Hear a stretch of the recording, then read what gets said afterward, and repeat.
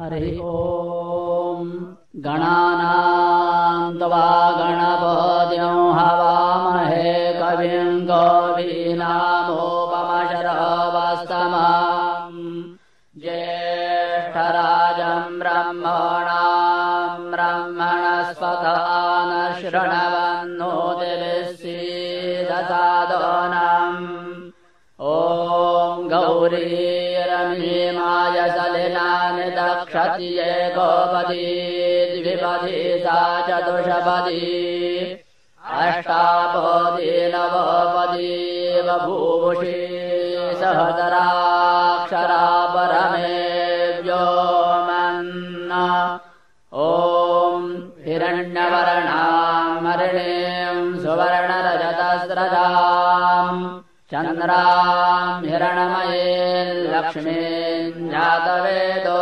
महामहा ताम् महावह जातवेदो लक्ष्मीम् मनपगामिनीम् यस्याम् हिरण्यम् विन्देयम् गामशिवम् पुरुषानहम् अशवपूर्वाम् रथमतियाम् हस्तिनादप्रबोधिनीम् श्रियम् देवीमुपौभये श्रीरमा देवी जुषताम् कांसोऽस्मिताम् हिरण्यप्राकारामार्द्राञ्ज्वलन्तीम् द्रष्टा तर्पयन्तीम् पदमे स्थिताम् पद्मवर्णाम् तामिहोपौभये श्रियम् चन्द्राम् प्रभासाम् यशसा ज्वलन्तीम् श्रियम् लोके देवजुष्टामुदाराम् ताम् पद्मिनीम् शरणमहम् प्रपद्ये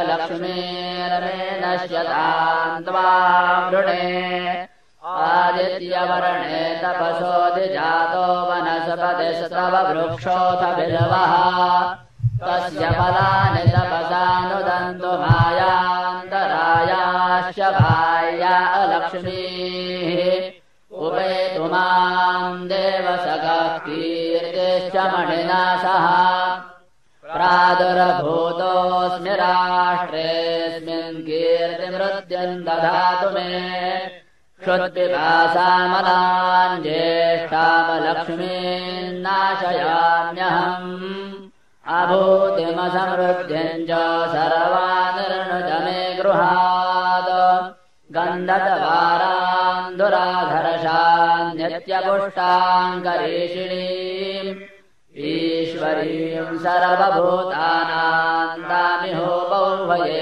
श्रियम् मनसः काममाकोद्यम् वाचः सत्यमचीमहि पशूनाम् रूपमन्नस्य मयि श्रीश्रयदायकः करदमेन प्रजाभूता मयि सम्भव करदमा श्रियम् वासय मे कुले मातरम् पद्ममालिनीम् आपस्रदन्तु स्निग्धानि चिक्रीतव समे गृहे निज देवीम् मातरम् श्रियम् वासय मे कुले आर्द्राम् यः कर्णीम् यष्टिम् सुवर्णाम् हेममालिनीम् सूर्याम् हिरण्मयीम् लक्ष्मीम् जातवेदो महावः आर्द्राम् पुष्करिणीम् पुष्टिम् पिङ्गलाम् पद्ममालिनीम् चन्द्राम् हिरण्मयीम् लक्ष्मीम् जातवेदो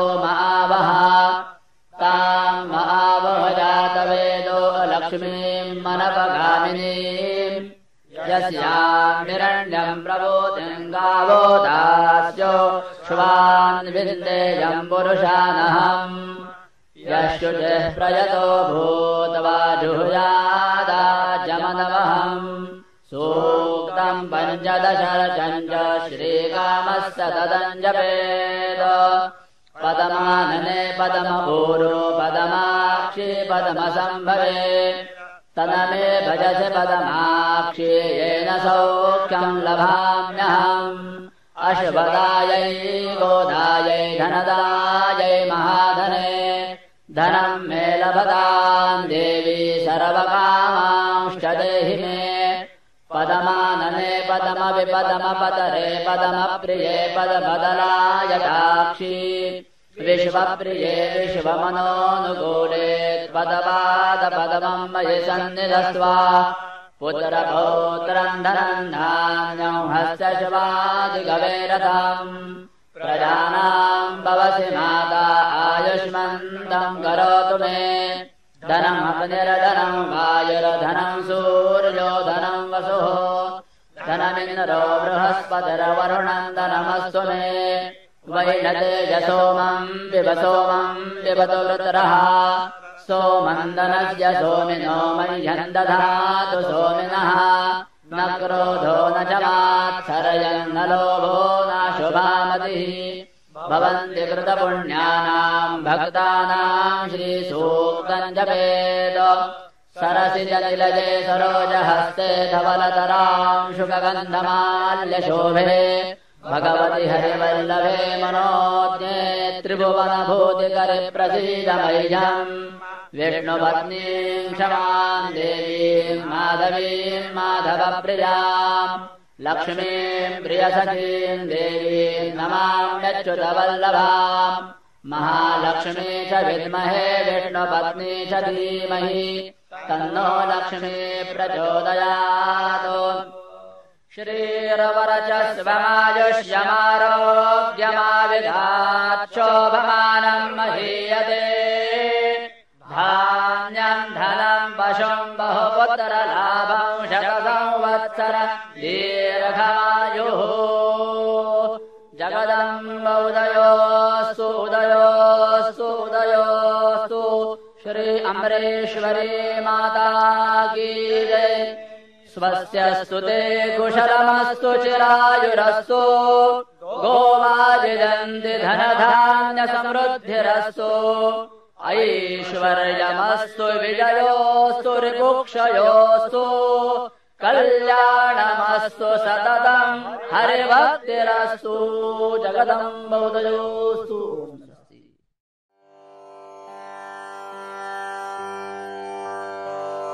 सर्वमङ्गलमाङ्गल्ये शिवे सर्वार्थसाधिके शरण्ये त्र्यम्बके गौरी नारायणि नमोऽस्तुते।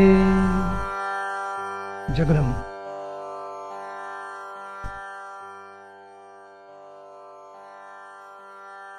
आदिशक्ती श्री चतुश्रृंगी माता या पावन देवस्थानाचे सर्व मान्यवर पदाधिकारी आणि विश्वस्त आणि श्री सूक्ताचा मथितार्थ आपल्या हृदयामध्ये आपल्या बुद्धीमध्ये आपल्या मनामध्ये धारण करण्यासाठी अत्यंत प्रेमानं श्रद्धेनं आदरानं निष्ठेनं या आदिमायेच्या अत्यंत पावन प्रांगणामध्ये उपस्थित असलेले आदिशक्तीचे सर्व भक्त भगिनी माता बांधव मान्यवर आजपासून 5 दिवसपर्यंत आपण जे सूक्त जे स्तोत्र घरोघरी गायलं जातं त्या श्री सूक्ताचा अर्थ उलगडून दाखवायचा प्रयत्न करणार आहोत। हा मोठा विलक्षण मंगल योग जुळून आलेला आहे। मंगल अशा अर्थाने की एकतर आपल्यासारखे अत्यंत भाविक जन श्रोते जन त्यात हे असलेलं अत्यंत पावन प्रांगण आणि तुमच्या आमच्या सारख्या सर्व श्रद्धेय मंडळींचं असलेलं साक्षात अधिष्ठान पुण्यनगरीचं वैभव आदिशक्ती चतुश्रृंगी माता असा आजचा हा त्रिवेणी संगम जुळून आलेला आहे। प्रवचनकाराच्या भाषेत सांगायचं झालं तर अत्यंत शुभ लक्षणी अशा कपिला गायीचं दूध प्राप्त व्हावं, ते चांदीच्या वाटीमध्ये ठेवलेलं असावं, ग्रहण नसेल तर पौर्णिमेच्या चंद्राखाली भिजलेलं असावं, त्यात आवश्यक तेवढीच साखर घालावी, थोडं जायफळ लावावं, काश्मीरी केशर त्यात असावं, आणि मग पौर्णिमेच्या चंद्राखाली भिजल्यानंतर थोडी त्याला वेलची लावल्यानंतर जी चव आहे त्याचा जसा आनंद असतो, हा शाब्दिक हा प्रत्यक्ष नव्हे, तसा आनंद श्री सूक्ताचा अर्थ उलगडताना आणि श्रवण करताना वक्त्यालाही होणार आहे आणि श्रोत्यानंही होणार. आपल्याकडे जी स्तोत्र, जी सूक्त गायली जातात त्याच्यामध्ये श्री सूक्ताचं स्थान सर्वार्थानं अलौकिक आहे. श्री सूक्तामधली श्री ही लक्ष्मी आहे, महालक्ष्मी आहे असं सामान्यतः मानलं जात. पण त्या श्रीचा अर्थ किती व्यापक आहे हे 5 दिवस निरूपणानंतर कदाचित आपल्या लक्षात येईल. श्री म्हणजे केवळ लक्ष्मी असं गृहीत धरू नका. श्रीचा फार व्यापक अर्थ आहे. ती महाकाली आहे, महासरस्वती आहे, महालक्ष्मी आहे, ती आदिशक्ती आहे, ती आदिमाया आहे, ती श्री आहे, ती चतुशृंगी आहे, ती करवीर महालक्ष्मी आहे, ती तुळजा भवानी सुद्धा आहे, ती सप्तशृंग गडावरची ती आदिशक्ती सुद्धा तीच आहे. इथे चतुशृंगावर जिचं आधिपत्य आहे. पुणे हे डोंगरानं वेढलेलं शहर आहे. पुण्याला पूर्वी पुण्यपत्तन म्हणत असत, कारण अनेक देवदेवतांचं अधिष्ठान या शहराला लाभलेलं आहे. पूर्वी या गावाचं नाव पुण्यपत्तन असं होतं. पुढे ते बदललं, त्याला पुण्यनगरी म्हणायला लागले. पुण्यपत्तन किंवा पुण्यनगरी म्हणायचं कारण असं की या पुण्यामध्ये सगळी पुण्यवंत मंडळी राहायची. तेव्हा मग पुण्यपत्तनचं पुण्यनगरी झालं. हळूहळू ते नाव बदललं, त्याचं पुण्यवाडी झालं, पुण्यवडी झालं, त्याचं पुनवडी झालं. ती वडी सुद्धा कुणीतरी खाल्ली, शेवटी पुणे उरलं, त्याचं पुणे शेवटी पुणे झालं. असा मोठा प्रवास पुण्याचा झाला. पण पुण्याचं भाग्य असं आहे, पुणे तेथे काय होणे म्हणतात ते खरंच आहे. कारण एक तर श्री गणेशाचं अधिष्ठान आणि आदिशक्तीचं अधिष्ठान या गावाला लाभलेलं आहे. हे गाव अत्यंत भाग्यवंत आहे आणि डोंगरानं वेढलेलं आहे चहूबाजूनी. ते वसवलेलं सुद्धा इतकं सुंदर आहे, चतुशृंग. या सर्व डोंगरांची, या पर्वतांची अधिष्ठात्री देवता कोण आहे तर ती आदिशक्ती आहे, जगन्माता आहे, ती चतुशृंगी आहे. जशी वणी दिंडोरीची सप्तशृंग माता आहे तशी या 4 डोंगरांची अधिष्ठात्री देवता ही चतुशृंगी आदिशक्ती आदिमाया आहे. 4 या संख्येला हिंदू धर्म संस्कृतीमध्ये विशेष अर्थ आहे. आपल्याकडे प्रधान 4 दिशा आहेत. हिंदू धर्म संस्कृतीमध्ये 4 पुरुषार्थ आहेत. आपल्या हिंदू धर्म संस्कृतीमध्ये मानवी आयुष्याची रचना 4 आश्रमामध्ये केलेली. अगदी मध्ययुगीन कालखंडापर्यंत या समाजामध्ये 4 वर्ण होते. आपल्याकडच्या बहुतेक सर्व प्रधान मूर्ती या चतुर्भुज असतात.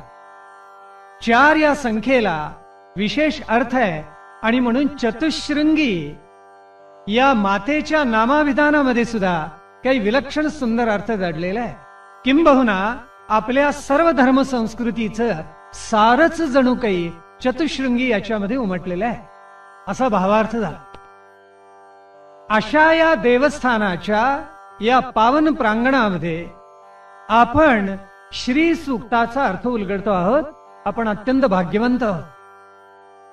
हिंदू धर्म संस्कृती 2 शब्दात सांगा असं कोणी म्हटलं तर खरंच सांगताय. आणि ते 2 शब्द आहेत शिवशक्ती. बस. आपल्या सगळ्या धर्माची रचना, आपल्या सगळ्या संस्कृतीची रचना शिवशक्तीवर आधारलेली आहे. आणि या शिवशक्तीनं हे सगळं विश्व, अनंत ब्रह्मांड व्यापून टाकलेली आहे. किंबहुना या शिवशक्तीमधल्या शक्तीचं स्थान इतकं अपूर्व आहे, इतकं थोर आहे की शक्ती नसेल तर शिवाला तसा काही अर्थ नाही. कारण शिव पुरुष आहे आणि तो अलिप्त आहे. अनंत ब्रह्मांड प्रसवणारी ती केवळ आदिशक्ती, आदिमायाच आहे. आणि हे शक्ती तत्व जे आहे ते मातेचं तत्व आहे, मातृतत्व आहे. तीच आदिशक्ती आहे, तीच आदिमाया आहे, तीच मूळ माया आहे, तीच सत्व रजतम त्रिगुणात्मक झालेली प्रकृती आहे, तीच विश्वजननी आहे, तीच निर्माण करणारी आहे, तीच धारण करणारी आहे, संहार करणारी सुद्धा तीच आहे. अशी ही आदिशक्ती सर्वार्थानं अलौकिक आहे. या आदिशक्तीचं सर्व रूप मथून काढून एका सूक्तामध्ये पूर्वसुरीनी तुम्हा आम्हाला दिलेलं आहे आणि ते या श्री सूक्तामध्ये आलेलं आहे. श्री सूक्ताची रचना कोणी केली, केव्हा केली? श्री सूक्त अत्यंत प्राचीन आहे. म्हणजे किती प्राचीन आहे? हे ऋग्वेदकालीन सूक्त आहे. ऋग्वेदाच्या कालखंडापासून श्री सूक्त आपल्याकडे चालत आलेलं आहे. आपल्या ऋग्वेदामध्ये 1032 सूक्त आहे. विशेष प्रकर्षानं देवतांचं स्तवन ज्याच्यामध्ये केलं जातं त्याला सूक्त असं म्हणतात. अशी 1032 सूक्त ही ऋग्वेदामध्ये आलेली आहे, फक्त ऋग्वेदामध्ये. आणि आपण भाग्यवंत असे आहोत की मौखिक परंपरेनं, वेदविद्येनं हा सगळा वेदविद्येचा संभार, हे प्रचंड भांडार महालक्ष्मीचं, सरस्वतीचं आमच्या पूर्वजांनी जपलं आणि तुमच्या आमच्यापर्यंत आणून सोडलेलं आहे. तुम्ही आम्ही भाग्यवंत अशासाठी आहोत की केवळ ही 1032 सूक्त जपली असं नाही, त्याच्याही पलीकडे जाऊन आपल्या ऋग्वेदामध्ये काही खिल सूक्त आहे. खिल सूक्त याचा अर्थ पुरवणीची सूक्त. आमच्या ऋषींना असं वाटलं की 1032 सूक्त रचली, पण आणखीन काही तर रचायला पाहिजे बरं का.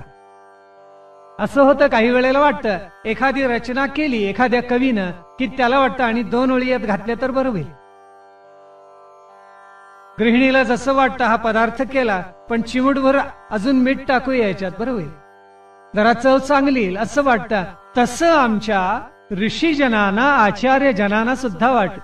आणि त्यांना असं वाटलं की जी रचना आपण केली त्याच्यात अधिक काही भर घालूया आपण, म्हणून खिल सूक्त त्यांनी काही रचलं. खिल सूक्त म्हणजे पुरवणीची सूक्त. तेव्हा पुरवणी ही त्यांनी मुद्दाम ऋग्वेदाला जोडली आणि जवळजवळ प्रत्येक मंडलाला त्यांनी ती जोडलेली आहे. आपल्याला माहिती आहे की 10 मंडलामध्ये ऋग्वेदाची विभागणी केलेली आहे. त्यातलं जे 5वं मंडल आहे, या 5व्या मंडलामध्ये 87 सूक्त आहे. मग ऋषीजनांना असं वाटलं की 87 सूक्त केली पण अजून काही सांगायचं राहिलं. मग ते काय सांगायचं राहिलं म्हणून ऋषीजनांनी एक अतिशय सुंदर रचना केली. ती अत्यंत मोहक, अत्यंत थोर, आपल्या वाचेवर, आपल्या चित्तावर उदात्त संस्कार करणारी, अनंत पिढ्यांना प्रेरणा देणारी, राष्ट्राची बांधणी करणारी, अर्थ, पैसा, लक्ष्मी याचा यथार्थ अर्थ उलगडून दाखवणारी अशी ती रचना आहे. आणि ती रचना म्हणजेच श्री सूक्त. ऋग्वेदाच्या 5व्या मंडलाच्या 87व्या सूक्तानंतर एक विशेष सूक्त रचलं गेलं, त्याला खिल सूक्त म्हणतात. ते खिल सूक्त म्हणजे हे श्री सूक्त आहे. या श्री सूक्तानी इतकी लोकप्रियता मिळवली की घरोघरी आज हे सूक्त म्हटलं जात. या सूक्ताचा अर्थ, त्यातल्या प्रत्येक पदाचा अर्थ आपण उलगडून तर दाखवणार आहोतच, पण या श्री सूक्तामधली जी आदिशक्ती आहे, या आदिशक्तीनं तुमची आमची संस्कृती सर्वतोपरी व्यापून टाकलेली आहे. ऋग्वेदाच्या 10व्या मंडलामध्ये 125वं एक सूक्त आहे आणि ते वाक अमृणी सूक्त म्हणून अत्यंत प्रख्यात आहे. त्याच्यामध्ये ही आदिशक्ती म्हणते की मीच ब्रह्मा, मीच इंद्र, मीच वरुण, मीच प्रजापती, मीच अग्नी, मीच या सगळ्या देवतांना धारण केलेलं आहे, मीच देव, मीच पृथ्वी आहे, माझ्याच सामर्थ्यानं आकाशाचं हे मंडल उभा राहिलेलं आहे, माझ्याच सामर्थ्यामुळे आणि माझ्याच आज्ञेमुळे महासागर पसरलेले आहे, माझ्याच आज्ञेमुळे अनंत ब्रह्मांड निर्माण होतात आणि माझ्यामध्येच पुन्हा ते मिसळून जातात. वाक अमृणी हे ऋग्वेदामधले एक अत्यंत थोर सूक्त आहे. आपल्याकडे बभ्रुच नावाचं एक उपनिषद झालं. या उपनिषदामध्ये सुद्धा ही आदिशक्ती म्हणजे ही श्री म्हणते की सर्व जीव, सर्व देवता, सर्व देव, सर्व ब्रह्मांड, सर्व प्राणी मात्र, अनंत जीव जंतू माझ्यापासूनच निर्माण होतात आणि पुन्हा माझ्यामध्ये मिसळून जातात. आपल्या उपनिषदांमध्ये एक सुंदर वचन आलं आणि या वचनामध्ये असं सांगितलेलं आहे, यथोर्णनाभिसृजते गृह्णते च. म्हणजे कोळी जसं आपल्या मुखातून जाळ बाहेर काढतो, रचतो आणि पुन्हा मनामध्ये आलं की तो गिळून टाकतो. त्या कोळ्याचं सामर्थ्य असं असतं की तो मुखातून ते जाळ प्रगट करतो आणि नको असलं की पुन्हा ते गिळून टाकतो. शक्तीचं किंवा शिवाचं, आदिमायेचं, आदिशक्तीचं सामर्थ्य असं आहे की ही शक्ती अशी अनंत विश्व निर्माण करते आणि पुन्हा गिळून सुद्धा टाकते. आणि म्हणून या आदिशक्तीचं सामर्थ्य आमच्या सर्व उपनिषदांनी पुन्हा पुन्हा उलगडून दाखवलेलं आहे. आपण म्हणतो की जन्माला यावं आणि काय वाचावं की ज्याच्यामुळे आपलं आयुष्य कृतार्थ होऊन जाईल. 10 गोष्टी वाचाव्यात असं आपल्याकडे सांगितलेलं आहे. 3 प्रस्थानत्रयी वाचाव्या.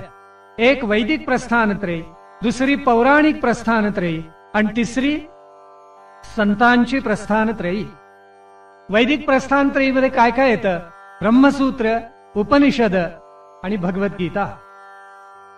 एक आहे ते श्रुती प्रस्थान आहे, दुसरं न्याय प्रस्थान आहे आणि तिसरं स्मार्त प्रस्थान आहे. प्रस्थान याचा अर्थ प्रेयसाकडून श्रेयसाकडे जाणं, इहलोकाकडून परलोकाकडे जाणं. आपण अत्यंत भौतिक स्तरावर आहोत, त्यातून पारलौकिक स्तराकडे जाणं. लौकिकात आहोत, त्याच्याकडून अलौकिकाकडे जाणं याला प्रस्थान असं म्हणतात. सामान्य स्तराकडून असामान्य स्तराकडे झेपावणं म्हणजे प्रस्थान आहे. आणि असं झेपावणं कशामुळे शक्य होतं? तर ब्रह्मसूत्राच्या अभ्यासानं त्याला न्याय प्रस्थान म्हटले. उपनिषदांना अतिशय सुंदर शब्द आहे श्रुती प्रस्थान म्हटलेलं आहे आणि भगवद्गीतेला स्मार्त प्रस्थान म्हटलेलं आहे. जन्माला यावं आणि वैदिक प्रस्थानत्रयी वाचाल. आता उपनिषद तर 250 पेक्षा अधिक आहे, पण त्यातली निदान 10 तरी वाचावी. ईशावास्य उपनिषद वाचावं, ऐतरेय उपनिषद वाचावं, कठ उपनिषद वाचावं, केन उपनिषद वाचावं, छांदोग्य उपनिषद वाचावं, तैत्तिरीय उपनिषद वाचावं, बृहदारण्यक उपनिषद वाचावं, मुंडक उपनिषद वाचावं, मांडुक्य उपनिषद वाचावं. जे जे चांगलं आहे ते आत्मसात करावं. श्वेताश्वतर उपनिषद आहे तेही आत्मसात करावं. मग ही झाली वैदिक प्रस्थानत्रय. पौराणिक प्रस्थानत्रयीमध्ये रामायण, महाभारत आणि भागवत तेही वाचावं आणि आत्मसात करावं. आणि संतांच्या प्रस्थानत्रयीमध्ये ज्ञानोबांची भावार्थ दीपिका, नाथांचं भागवत, तुकोबांचा गाथा आणि समर्थांचा दासबोध. जन्माला यावं एवढं 10 ग्रंथ वाचावेत. एवढे 10 सोडून आम्ही सगळं वाचतो आणि पुन्हा म्हणतो की आम्ही आत्मोन्नत का होत नाही. आत्मोन्नत होणारं वाङ्मय वाचावं, परिशीलन करावं, श्रवण करावं, साठवावं, म्हणजे मग आपण हळूहळू आत्मोन्नत होतो. एकदा हे तुम्ही वाङ्मय वाचाल, कारण ते अक्षर आहे. साहित्य जन्माला येतं, मृत्यू ते मृत्यू पावतं, टिकत नाही काळाच्या ओघामध्ये. वाङ्मय कसं आहे? अजर आहे, अमर आहे, अक्षर आहे. काळाच्या कसोटीवर ते नित्य टिकूनच राहतात. म्हणून अजरामर अक्षर वाङ्मय आपण हृदयामध्ये धारण करावं आणि श्री सूक्त त्याच्यापैकी आहे. कारण ते वेदांत प्रगट करणार आहे. केवळ सूक्त की ज्याच्यामध्ये फलश्रुती सांगितली आहे एवढ्यापुरतं ते मर्यादित नाहीये. मग ज्यांनी या सर्व अशा 10 म्हणजे 3 प्रस्थानत्रयींचा सांगोपांग अभ्यास केला ते काय म्हणतात? अयम निजहा परो वेत्ती गणना लघुचेतसाम उदार चरितानाम तू वसुधैव कुटुंबकम. हा माझा तो दुसऱ्याचा असं सामान्य जन म्हणतात. पण ज्यांचं काळी सुपाय एवढं झालं, ज्यांचं हृदय आकाशासारखं व्यापक झालं, ते काय म्हणतात? ते हेच म्हणतात, वसुधैव कुटुंबकम याचा अर्थच असा की ही सगळी वसुंधरा म्हणजे प्रचंड ब्रह्मांड एका कुटुंबासारखा, एका घरासारखा आहे. मग ही सगळी वसुंधरा, हे प्रचंड ब्रह्मांड एका घरासारखा असेल तर या घराचा दिवाणखाना कदाचित अमेरिका असेल. त्यामध्ये मांडलेल्या वस्तू कदाचित स्वित्झर्लंडच्या असतील. त्या घराचं दुकान कदाचित इंग्लंड असेल. पण त्या घराचं देवघर भारतवर्ष आहे, हे कधी विसरू नका. घराला घरपण लाभतं ते देवघरामुळे लाभतं. आणि त्यातलं देवघर कोणतं जर असेल तर ते भारतवर्ष आहे. म्हणून भारतवर्षाला इतकं महत्व का? जग आज भारताकडे इतक्या अपेक्षेनं का पाहतं? त्याच्यामध्ये हा अर्थ दडलेला आहे. मग जन्माला यावा आणि हे सगळं 10 वाचावं म्हणजे आपली अशी व्यापक भूमिका होऊन जाते. आपल्या केनोपनिषदामध्ये सगळ्या श्रुती ग्रंथांनी आदिशक्तीचा महिमा वर्णन केलेला आहे. पण केनोपनिषदामध्ये एक अतिशय सुंदर कथा आलेली आहे. केन उपनिषद फार गोड आहे. सगळीच उपनिषद चांगली. तैत्तिरीय उपनिषदाचा एक एक अध्याय, एक एक वल्ली वाचावी आणि कंठस्थ करावी इतकी ती गोड आहे. बृहदारण्यक काय, छांदोग्य काय, केवढा विस्तार आणि किती प्रचंड आहे. आणि निखळ तत्वज्ञान उलगडून दाखवलेलं आहे की ज्याच्यामुळे मानवाचं अंतरंग समृद्ध होऊन जाईल. त्या केनोपनिषदामध्ये एक सुंदर कथा आलेली आहे. केनोपनिषदामध्ये असं सांगितलेलं आहे की दीर्घकालपर्यंत देव आणि दानव यांचं युद्ध चाललेलं होतं. हे प्राचीन कालखंडापासून आजपर्यंत चालत आलेलं आहे. देव हे सद्गुणांचे प्रतीक आहेत आणि दानव दुर्गुणांचं प्रतीक आहे. चांगल्या वाईटाचं द्वंद्व हे सनातनच आहे आणि ते नित्य चालूच राहणार आहे. आपण कुणाची बाजू घ्यायचा एवढा प्रश्न आहे. काही मंडळी फार चतुर असतात. ते म्हणतात तिकडेही नको तिकडे नको, कुंपणावर बसूया. निवडणुका झाल्या म्हणून लक्षात आलं. पण ज्यांना या राष्ट्राची, समाजाची धारणा करायची त्यांनी निदान चांगल्याचा पक्ष घ्यावाच घ्यावा. देवदानवांचं युद्ध दीर्घकाळ चाललं आणि शेवटी परमात्म्याचा, परब्रह्माचा आश्रय देवानी केला आणि त्याच्यामुळे त्यांना प्रचंड विजय मिळाला. हा विजय आपल्याला जो मिळाला तो आपल्या पराक्रमानं मिळाला असा भ्रम देवाना निर्माण झाला. म्हणजे देवाना सुद्धा भ्रम होतो केव्हा तरी. असा झाल्यानंतर मग असं ठरवलं परब्रह्मानी की या देवाना आता त्यांच्या स्वपणाची जाणीव द्यायची. हा प्रचंड विजय कुणामुळे मिळाला हे त्यांना कळावं म्हणून परमात्म्याने एक युक्ती केली. आणि पहिल्यांदा परमात्म्यानं कोणाला जर बोलवलं असेल तर आद्याशक्ती हैमवती म्हणजे ही आदिशक्ती जी आहे तिला बोलवलं. आणि या आदिशक्तीला सांगितलं की तू जा आणि देवांचा भ्रम जरा दूर कर. तेव्हा तिनं यक्षाचं रूप धारण केलं आणि ती देवांना भेटायला आली. आल्यानंतर तिचं तेज पाहिलं आणि इंद्र अत्यंत प्रभावित झाला. आणि त्यांनी आपल्या दूतांना सांगितलं की कोण आहे हा यक्ष, कोण आहे, तुम्ही जरा शोधून काढा बरं. आणि असं म्हणून इंद्राच्या आज्ञेनुसार एक एक जण आला आणि यक्षाला प्रश्न करता झाला. त्या यक्षाचं यथार्थ स्वरूप कोणालाच कळेना. त्यावेळेला शेवटी इंद्राने अग्नीला सांगितलं अग्नी तू जा, वायूला सांगितलं तू जा आणि हा यक्ष कोण आहे त्याचा शोध घ्या. तेव्हा अग्नी आला. तेव्हा यक्षाने विचारलं आपण कोण. त्यावेळेला अग्नीचा अपमान झाला. ज्यांचे फोटो वर्तमानपत्रात येतात त्यांना विचारलं आपण कोण, की ते संतापतात. कारण त्यांना वाटतं एवढा मी थोर, माझा परिचय समाजाला नाही म्हणजे काय असं वाटायला लागलं. परमार्थात पहिल्यांदा हे शिकवले अमानित्व असा, मान नसावा, गर्व नसावा, काही नसावं. श्री सुक्तातून शेवटी हेच शिकायचं असतं, दुसरं काय शिकायचं असतं.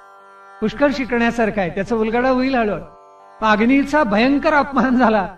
तो म्हणाला तुम्ही मला ओळखत नाही, सगळं जग कापतं माझ्या पुढे, तुम्ही मला ओळखत नाही. यक्ष म्हणाल मी आपल्याला नाही ओळखलं, आपण कोण. अग्नी. अग्नी म्हटल्यानंतर यक्ष म्हणाला आपण काय करता. आता हा प्रश्न तर फारच झोंबला अग्नीला. तो म्हणाला आपल्याला कल्पना नाही मी काय करतो. या पृथ्वी तलावर जे जे म्हणून आहे ते यच्चे यावत भस्मीभूत करण्याचं सामर्थ्य माझ्या ठाई आहे. त्यावेळेला यक्ष म्हणाला असं असतं, मग तुम्ही एक काम करा ना. आणि असं म्हणून म्हणे यक्षाने एक काडी घेतली आणि ती समोर ठेवली अग्नीच्या. आणि तो अग्नीला म्हणाला, एवढी काडी जरा जाळून दाखवा ना. त्यावेळेला अग्नी गदगदा हसला आणि म्हणाला, जो मोठा पर्वत फोडतो त्याला ढिकूळ फोडायला सांगता काय? सहज आत्ता क्षणार्धात भस्मसात करून टाकतो. अग्नीला ती काडी जाळता आली नाही. तेव्हा अत्यंत अपमान पावलेला आणि पराभूत झालेला अग्नी माघारी गेला. त्यानंतर वायू आला. वायूला सुद्धा त्या यक्षाने प्रश्न असा विचारला की आपण कोण? त्या वायूला तसाच अपमान झाल्यासारखं वाटलं. तो म्हणाला, आपण मला ओळखलं नाही. वायू मनात आणलं तर तुम्हाला मी कुठल्या कुठे भिरकावून दे. आपण काय करता? या पृथ्वी तलावाला मी हलवून टाकतो, इतकं अपरंपार सामर्थ्य माझ्या ठाई आहे. असं मग एवढी एक काडी जरा हलवून दाखवा बरं. त्या वायूला ती काडी काही हलवता आली नाही. असं करता करता इंद्राचं सगळं सामर्थ्य संपलं आणि देवेंद्र सपापला की एका यक्षापुढे आपलं काहीच चालत नाहीये. आणि तो पुढे आला आणि तो यक्षाला म्हणतोय की आपण कोण आहात? त्यावेळी यक्ष हसला आणि तिथे ही आदिशक्ती श्री प्रगट झाली. ती पार्वती रूपानं, हैमवती रूपाने, आद्याशक्ती रूपाने प्रगट झाली. आणि ती म्हणते, देवेंद्रा, तुमच्या गर्वाचं हरण करण्यासाठी हे परब्रह्म परमात्मा साक्षात यक्ष रूपाने प्रगट झालेला आहे आणि तू त्याला ओळखू नयेस याचं मला मोठं आश्चर्य वाटतं. त्यावेळेला देवेंद्र आणि अन्य देव त्या हैमवती शक्तीचा उपदेश घेऊन कृतार्थ झाले असं केनोपनिषद आपल्याला सांगतं. तात्पर्य असं आहे की परमात्म्याची खरी ओळखण कोणाला जर असेल तर ती त्या आदिशक्तीला आहे. या आदिशक्तीची अनंत रूप या संपूर्ण सृष्टीमध्ये, या ब्रह्मांडामध्ये वरलेली आहेत. श्री म्हणजे आपल्याला फक्त लक्ष्मी वाटतं, नाहीये असं नाहीये. श्री या शब्दाचे अनंत अर्थ आहे. सगळ्यात चांगला त्यातला अर्थ कोणता असेल तर सौंदर्य. सौंदर्य म्हणजे आपल्या अंतरंगाचं सौंदर्य, बाह्य सौंदर्य नव्हे. आपण नाकी डोळी कसं असावं, आपली उंची किती असावी, आपण स्थूल असावं का मध्यम बांध्याचं असावं, हे आपल्या हातामध्ये नाहीच आहे. ते सगळं परमात्म्याने ठरवले, तुम्हा आम्हाला जन्माला घातलेलं. म्हणून रूप जर असलं कोणाला तर उगाच गर्व करू नये. त्यात काय आहे? त्यात तुमचं कर्तृत्व काय आहे? काहीच नाही. परमात्म्याची इच्छा होती म्हणून त्यातल्या त्यात बरं रूप मिळालं. समर्थांनी सुंदर सांगितलेले, रूप लावण्य अभ्यासिता नये, सहज गुणासी न चाले उपाय, म्हणून धरावी सोये आगंतुक गुणांची.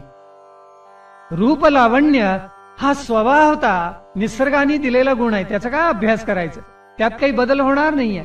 म्हणून धरावी सोये आगंतुक गुणांची, म्हणजे सद्गुण जाणीवपूर्वक धारण करावेत असं समर्थ रामदास तुम्हाला मला सांगतात. आणि त्याच्यात मोठा सुंदर अर्थ आहे. तेव्हा श्रीचा पहिला अर्थ आहे सौंदर्य आणि ते अंतरंगाचं सौंदर्य. म्हणून तुम्हा आम्हाला काय म्हणतात? आपण फार विसरतो. पुरुषाला श्रीयुत म्हणतात आणि स्त्रीला श्रीमती म्हणतात. आपल्या लक्षात येते का?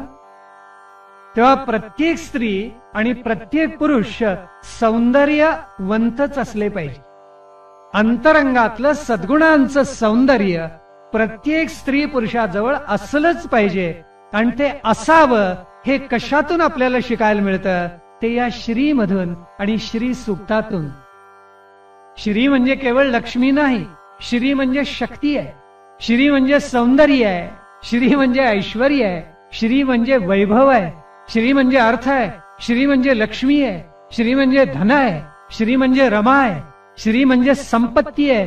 श्री म्हणजे काय नाही सांगा? श्री म्हणजे केवळ पैसा नव्हे, पण श्रीचा खरा अर्थ आहे शक्ती. आणि ती शक्ती मातृस्वरूप आहे. हे तिचं सर्वाधिक मोठं वैशिष्ट्य. शक्ती शब्द कुठून आला? श्री शब्द कशातून आला? शक असा धातू आहे आपल्याकडे. शक याचा अर्थच मुळामध्ये समर्थ होणं, सशक्त होणं, शक्ती प्रगट करणं असं आहे. त्याला श्री किंवा शक्ती असं म्हणतात. ही जी आदिशक्ती आहे ती कोण आहे? एक उदाहरण साधं सांगायचं झालं तर अग्नी असतो. अग्नी हा शक्तिमान आहे. अग्नी हा शक्तिमान आहे आणि अग्नीची जी दाहकता आहे ती दाहकता म्हणजे अग्नीची शक्ती आहे. परमात्मा शक्तिमान आहे आणि त्याच्या ठायी असलेली माया किंवा अपरंपार शक्ती ही आदिशक्ती आहे. ही आदिशक्ती तुमच्या आमच्या आयुष्यामध्ये नवे नवे अनंत ब्रह्मांडामध्ये सर्वत्र भरून राहिलेली आहे. ती त्रिविध स्वरूपाची आहे. एक तर ती अंतरंग आहे, दुसरी बहिरंग आहे आणि तिसरी तटस्थ आहे. अशा या श्रीची 3 रूप ब्रह्मांडामध्ये अनंत ठिकाणी प्रगट झालेली आहे. अंतरंगात ती आहे म्हणजे काय आहे? अंतरंगात आहे याचा अर्थ असा झाला की ती आपली आध्यात्मिक शक्ती आहे. आध्यात्मिक शक्ती आहे म्हणून ती ज्ञान स्वरूप आहे. आपल्या लक्षात येते का? पहा, अगदी सावधान होऊ नये का?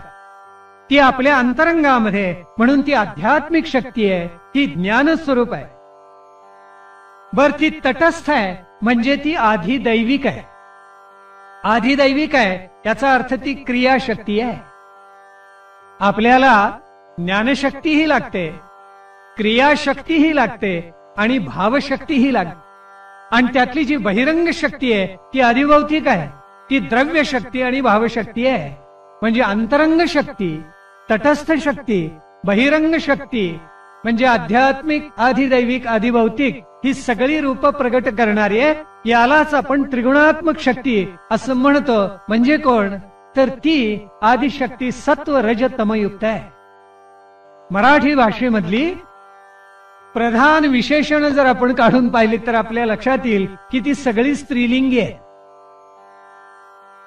आणि जेवढ्या जेवढ्या संज्ञा विशेष सगुणात्मक आणि सद्गुणात्मक आहेत त्या सगळ्या स्त्रीलिंगी आदिशक्ती स्वरूपाच्या आहेत.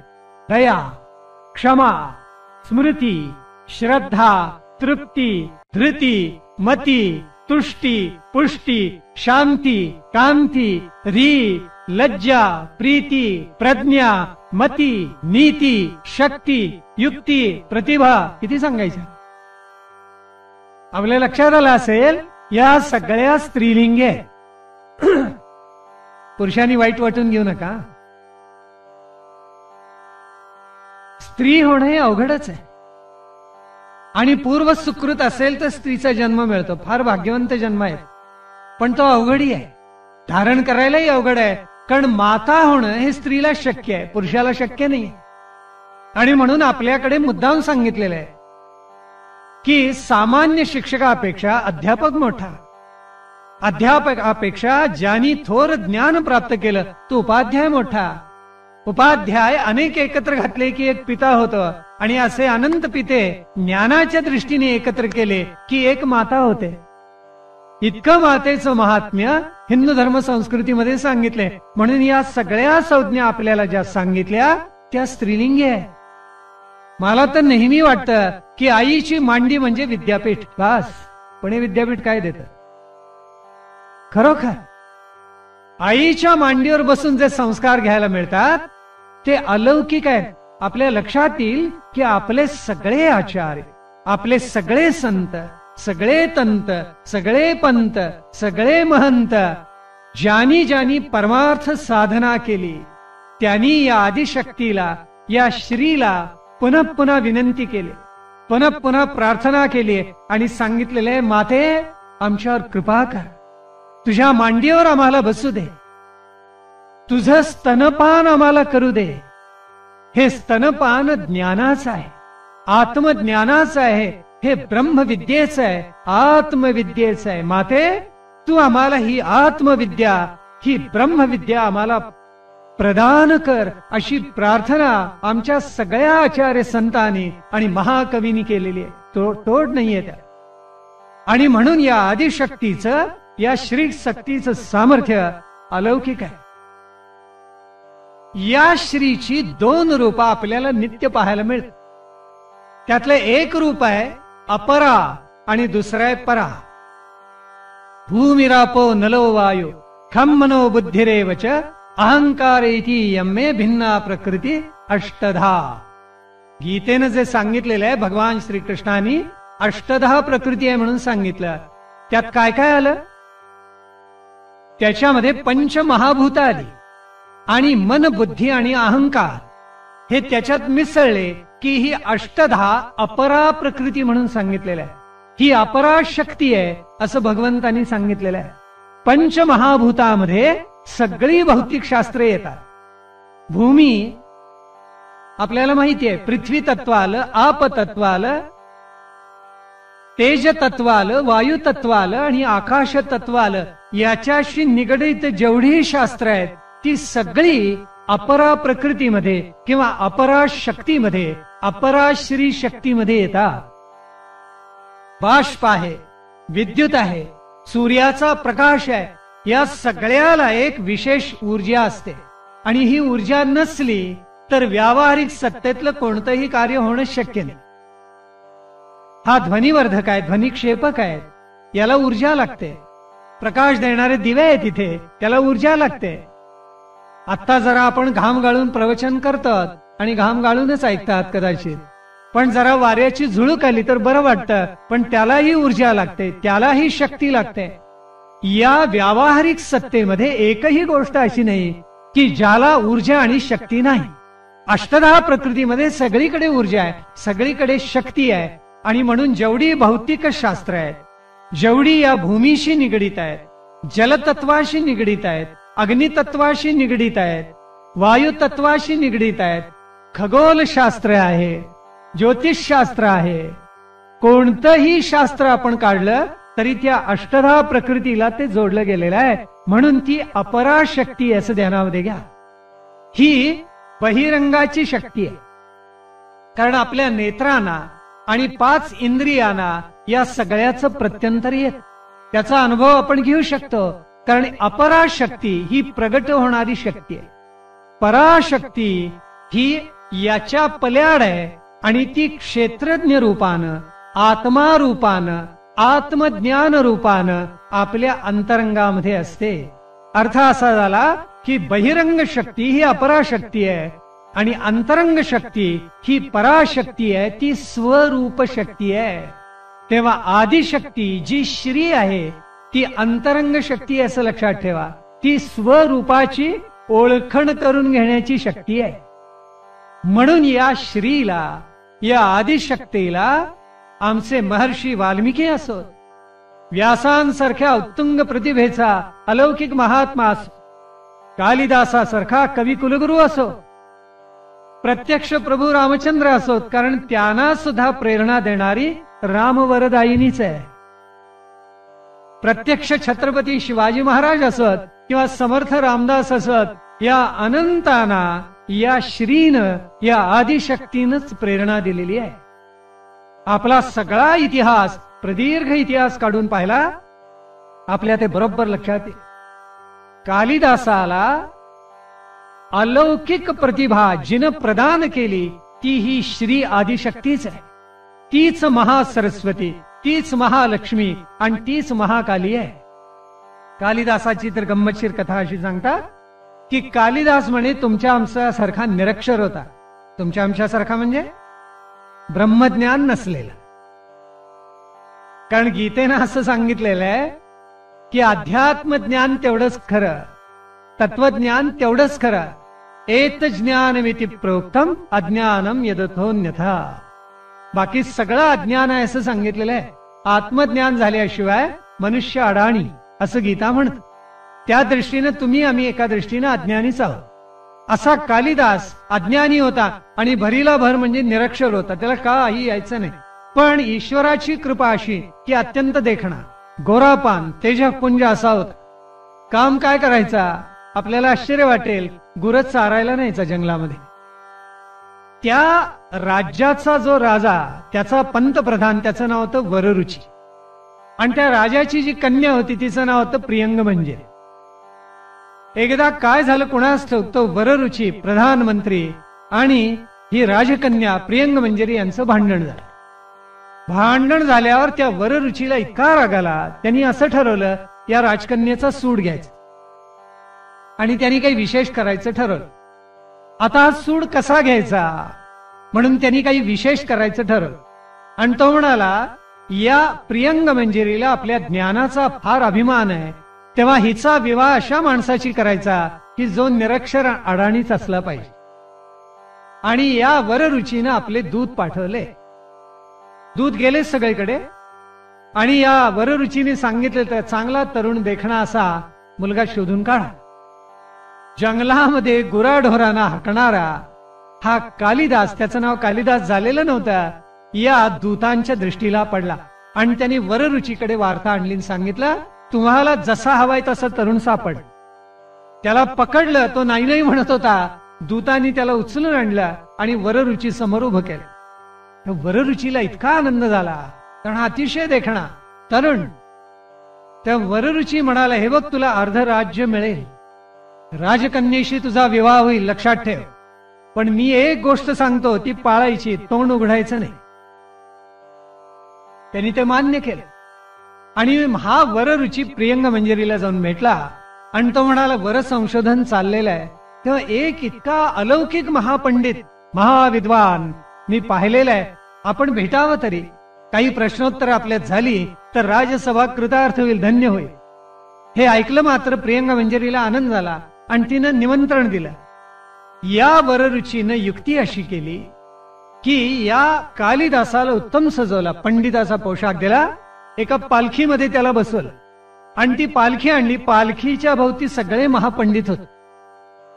वररुची प्रधान होता, त्याच्यामुळं अपरंपार धन देऊन त्यांनी या महापंडितांना त्या पालखीच्या समवेत भोवती आणली.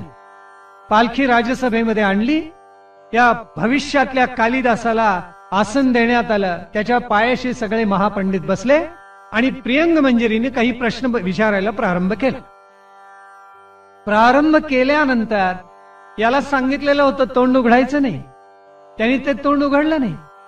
त्यावेळेला गंमत अशी झाली की भोवतीचेच पंडित भरा उत्तर देत होते आणि त्या प्रियंग मंजरीला वाटलं, शिष्य इतके विद्वान, गुरु किती असेल विद्वान, तिला काय माहिती या तरुणाचं ज्ञान काय होतं ते. बरं, वररुचीने तर सांगितलं तर तोंड उघडायचं नाही. त्यावेळेला नाहीतर गंमत अशी होते, म्हणे भोजराजाच्या दरबारात कोणीतरी आलेला होता आणि त्याला राक्षस कुलाचा अधिपती कोण असं म्हणून त्या राजाने विचारल्यानंतर तो इतका घाबरला, कारण सभेमध्ये अनेक पंडित बसलेले होते आणि हा चुकून एकदम बोलून गेला, रावण. रावण म्हणायच्या ऐवजी रावण म्हणाला. त्यावेळेला सगळे विद्वान खो खो खो हसायला लागले. कालिदास इतका महाचतुर होता, तो म्हणाला, राजा, या पंडितांनी सांगितलं ते बरोबर आहे. त्याचं कारण असं आहे की रावणाचे भाऊ कोण होते, एक कुंभकर्ण आणि विभीषण, दोघांच्या नावात भकार आहेत. तेव्हा रावणाचं नाव रावण नसणार, रावणच असणार. तेव्हा पंडितांनी सांगितलं ते खरं, म्हणजे भोजराजाने म्हणे त्याला पुरस्कार दिला. हा भाग थोडा गमतीचा क्षणभर बाजूला ठेवला. तरी इथे ती प्रियंग मंजरी इतकी प्रसन्न झाली की शिष्य इतके प्रकांड पंडित, गुरु किती विद्वान असे, आणि तिने आनंदाने विवाहाला मान्यता दिली आणि हा विवाह झाला. वररुचीला इतका आसुरी आनंद झाला की प्रियंग मंजरीवर आपण सूड उगवला.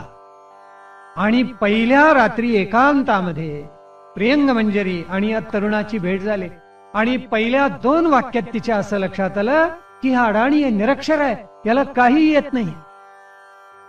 त्यावेळेला तिला इतकं वाईट वाटलं आणि तिनं फार अपमान केला. त्या तरुणाचा अतिशय अपमान केला. हा निरक्षर होता पण स्वाभिमानी होता आणि तिथून तो जो बाहेर पडला तो म्हणाला, आता प्रज्ञावंत होईल आणि नंतरच माघारी परत येईन. आणि तो जो निघाला तपश्चर्येला बसला. 12 वर्ष त्यांनी या श्रीची, या आदिशक्तीची अपरंपार आराधना केली. स्वतःला वाहून घेतलं ज्ञान व्हावं म्हणून, आणि तपश्चर्या शेवटी फलद्रूप झाली. त्याला माता प्रसन्न झाली आणि तिनं असा वर देऊन टाकला, असं याला प्रज्ञावंत करून टाकलं की प्रतिभा, प्रज्ञा आणि पांडित्य याचा त्रिवेणी मनोहारी संगम या कालिदासामध्ये होऊन गेला. कालीचं वरदान मिळालं म्हणून हा कालिदास म्हणून सगळीकडे विख्यात झाला. आणि तो ज्या वेळेला परत आला त्यावेळेला त्याचा कीर्तीचा सुगंध सगळीकडे दरवळलेला होता. आणि त्या प्रियंग मंजरीला वाटलं हा कोण आहे, आणि तिनं पाहिलं तर तिनं हकलून दिलेला तिचा पती. त्यावेळेला तिला आश्चर्य वाटलं आणि तिनं याला प्रश्न विचारला कालिदासाला, आणि ती म्हणाली, अस्ति कश्चित वाग विशेषः. वाणीचं असं कोणतं वैशिष्ट्य वैभव तू प्राप्त करून घेतलेस ते सांग. त्यावेळी कालिदास हसला आणि त्यांनी अस्ति कश्चित वाग विशेषा 3 शब्द आहेत प्रश्नामध्ये. एक एक शब्द घेतला आणि त्या एक एक शब्दांनी प्रारंभ करून 3 महाकाव्यच रचून टाकले. अस्ति शब्दांनी कुमार संभवाचा प्रारंभ केला. अस्ति उत्तर दिशायाम कोण आहे तर मानदंड या भारताचा असलेला मानवी संस्कृतीचा जणू काही हिमालय नगाधिराज आहे असा प्रारंभ केला. कश्चित मध्ये कश्चित कांता विरह गुरुगुणा स्वाधिकारात प्रमत्तः म्हणून मेघदूत लिहिलं. ते खंडकाव्य आहे पण महाकाव्याचं वैभव त्याला प्राप्त झालेलं आहे. इतकं सुंदर काव्य त्यांनी त्यात लिहिलेलं आहे की एक एक श्लोक वाचल्यानंतर तो यक्ष आपल्या पत्नीची आठवण विरहाने झुरतोय. आणि म्हणून तन्वी श्यामा शिखरी दशना पक्व बिंबा धरोष्टी मध्ये क्षामा चकित हरिणी प्रेक्षणा निम्न नाभी इतकी अशी शब्दचित्र कालिदासांनी उभी केली आहे की अंगावर रोमांच उभारावं असं वर्णन त्याच्या प्रत्येक काव्यामध्ये आलेलं आहे. आणि पुढे वाघ विशेष घेऊन त्यांनी रघुवंशाची रचना केली. या रचना त्या प्रियंग मंजरीने पाहिल्या आणि ती इतकी थक्क झाली. तिला इतकं आश्चर्य वाटलं की हा अज्ञानी निरक्षर असलेला तरुण काली मातेची आदिशक्तीची कृपा याला लाभली आणि आज हा प्रज्ञावंत झालाय, प्रतिभावंत झालाय, पंडित झालेला आहे. पंडा नावाची बुद्धी यांनी धारण केलेली आहे. निरक्षीर विवेक ज्या बुद्धीला करता येतो त्या बुद्धीला पंडा म्हणतात. अशी जो धारण करतो नित्यानित्य विवेक ज्या बुद्धीला करता येतो त्या बुद्धीला पंडा बुद्धी म्हणतात. ती धारण करणारा तो पंडित. तिला इतका आनंद झाला प्रियंग मंजिरीला, ती कालिदासाला म्हणाली मी आता आपला पती म्हणून स्वीकार करते. दुसरा कोणी सामान्य असता तर त्यांनी मान्यता दिली असती. कालिदासांनी नाही म्हणून सांगितलं. तो म्हणाला मी जन्माला आलो, निरक्षर होतो, अज्ञानी होतो, पण जिवंत असून मृतच होतो, ज्ञान नव्हतं. तू अपमान केला नसतास तर ज्ञान व्हावं अशी महत्वाकांक्षा माझ्या बुद्धीमध्ये जागली नसती. मी सरस्वतीची आदिशक्तीची कास कधी धरायला गेलो नसतो. मी तपश्चर्या केली नसती, मला ज्ञान प्राप्त झालं नसतं. ते तुझ्यामुळे झालं. तुझ्यामुळे माझा पुनर्जन्म झाला, दुसरा जन्म झाला. तेव्हा तू माझी माता आहेस. या गौरवाला उपमान आहे खरं. प्रियंग मंजरींनी समजूत घातली. आता वररुची पश्चाताप दग्ध झालेला होता. राजांनी समजूत घातली पण तरीही कालिदासानं ऐकलं नाही. आणि शेवटी रागावलेल्या त्या प्रियंग मंजरींनी त्याला शाप दिला. आणि तिने म्हणाली मला तू अभेरलंस तेव्हा मी तुला शाप देते की एका स्त्रीच्या हातून तुझा मृत्यू होईल. कालिदासाने तो शाप शांतपणे स्वीकारला. आणि पुढे कालिदासांनी नाटकं लिहिली. शाकुंतल की गटेसारखा महाकवी ज्या शाकुंतलाला मस्तकावर घेऊन नाचला. मालविकाग्नी मित्र पहिलं लिहिलं, विक्रमोर्वशीय लिहिलं, शाकुंतल लिहिलं की ज्याच्या तोडीचं अजून काव्य नाटक लिहिलं गेलं नाही असं वर्णन आजही केलं जातं. असा तो कालिदास अजरामर होऊन गेला. पण प्रवास करत करत तो कामरूप देशामध्ये गेलेला होता. आसाम, आजचा आसाम, पूर्वी त्याला कामरूप म्हणत असत. तिथे गेला आणि तिथे कालिदासाचा मित्रच राजा होता. त्याचं नाव होतं कुमार. या कुमाराने एक प्रहेलिका घातली होती, एक समस्या पूर्ती करायला घातलेली होती. आणि राजसभेत तो असं बोललेला होता कमलात कमलोत्पत्ती श्रूयते नत दृश्यते. कमळातून कमळ निर्माण होतं हे मी ऐकले, पाहिलेलं नाहीये. श्रूयते नत दृश्यते. दुसरी ओळ पूर्ण करा. पंडितांना चांगली ओळ काही सुचेना. आणि नेमका कालिदास त्यावेळेला तिथे आला. आणि योगायोग असा की एका गणिकेच्या घरी तो उतरलेला होता. आणि तिने ही समस्या ऐकलेली होती आणि तिच्या लक्षात आलेला मनुष्य असामान्य आहे. तेव्हा तिने विचारलं इथल्या राजाने एक समस्या घातलेली आहे. तर कालिदास म्हणाला काय आहे. ती म्हणाली कमलात कमलोत्पत्ती श्रूयते नत दृश्यते. हे ऐकल्याबरोबर कालिदास हसला.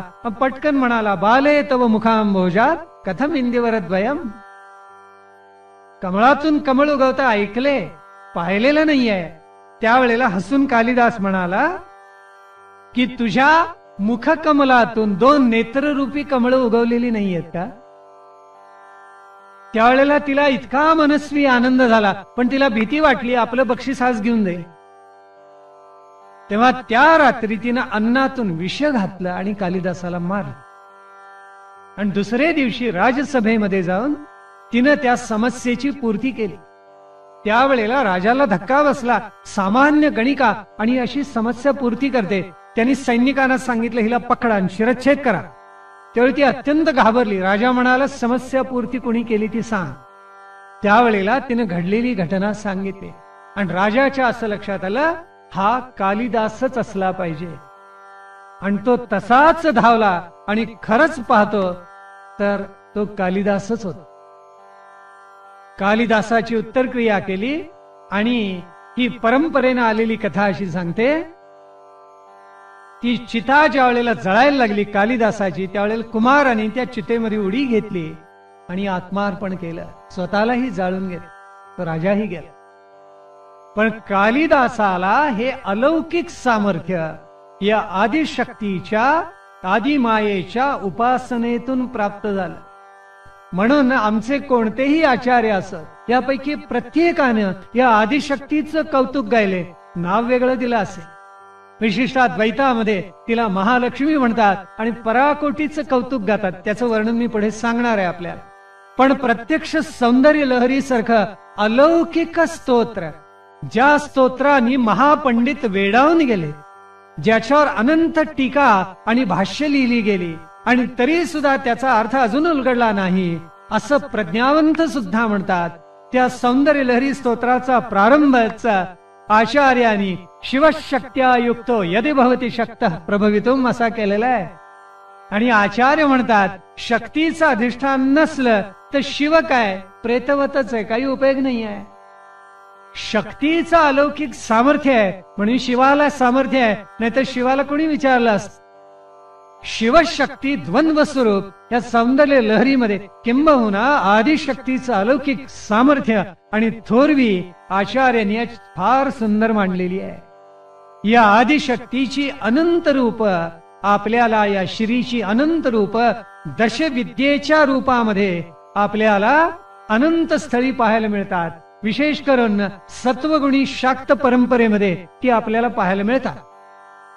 त्यातली एक आहे महाकाली, दुसरी आहे तारा, तिसरी आहे षोडशी, चौथी आहे भुवनेश्वरी, पाचवी आहे छिन्नमस्ता, सहावी आहे भैरवी, सातवी आहे धूमावती, आठवी आहे वल्गामुखी, नववी आहे मातंगी आणि 10वी आहे कमला. अशी तिची दशरूप आपल्याकडे परंपरेने सांगितली आहेत. ही केवळ नाव आहेत असं समजू नका, यांना दश महाविद्या म्हटलेलं आहे. या महाविद्या आहे आणि या महाविद्यांचा उलगडा आपल्याकडे तंत्रशास्त्रामध्ये, आगमशास्त्रामध्ये केला गेलेला आहे. काहींचे अपभ्रंश झालेत. 8वी देवता जी आहे ती वल्गामुखी म्हणून आहे, खुशाल आज त्याला बगलामुखी म्हणतात. नाव काय वाटेल ती होतात, मूळ त्याचं नाव जे त्या देवीचं आहे ते वल्गामुखी असे. आणि वल्गामुखी ही जी विद्या आहे ती परामानस विद्या आहे. आज ऍडव्हान्स सायकोलॉजी म्हणून ज्याचा अभ्यास केला जातो, प्रगत मानसशास्त्र म्हणून ज्याचं अध्यापन आपल्याकडे केलं जातं, त्याच्या कितीतरी पावलं पुढे असलेली दशमहाविद्यापैकी एक विद्या म्हणजे वल्गामुखी आहे, ती बगलामुखी नाहीये. जसं कुमुदवतीला आज आपण कुकडी म्हणतो. किती गोड नाव होतं खरं तर कुमुदवती, पण कुमुदवती घाण नाव बदललं, कुकडी गोड नाव ठेवलं. उर्वशी नदीचं नाव किती गोड आहे, आज त्याला आपण म्हणतो उर्मोडी. ती नदी कुठे आहे आपल्या सगळ्यांना ज्ञात आहे, परळीत आहे, सज्जनगडाच्या पायथ्याशी आहे. मग अनंत कवींनी वर्णन करूनच ठेवलेलं आहे ना. आणि त्यात म्हटले सह्याद्री गिरीचा विभाग विलसे मंदार शृंगापरी, नामे सज्जन जो नृपे वसविला श्री उर्वशीचे तिरी, साकेताधिपती कपी भगवती हे देवजाचे शिरी, तेथे जागृत रामदास विलसे जो या जना उद्धरी. मूळचं नाव नदीचं उर्वशी आहे, नंतर उर्मणी झालं. तसं वल्गामुखी ही बगलामुखी नंतर झाली. पण परामानसाचा अभ्यास करणार ते अलौकिक शास्त्र आहे, ती एक महाविद्या आहे.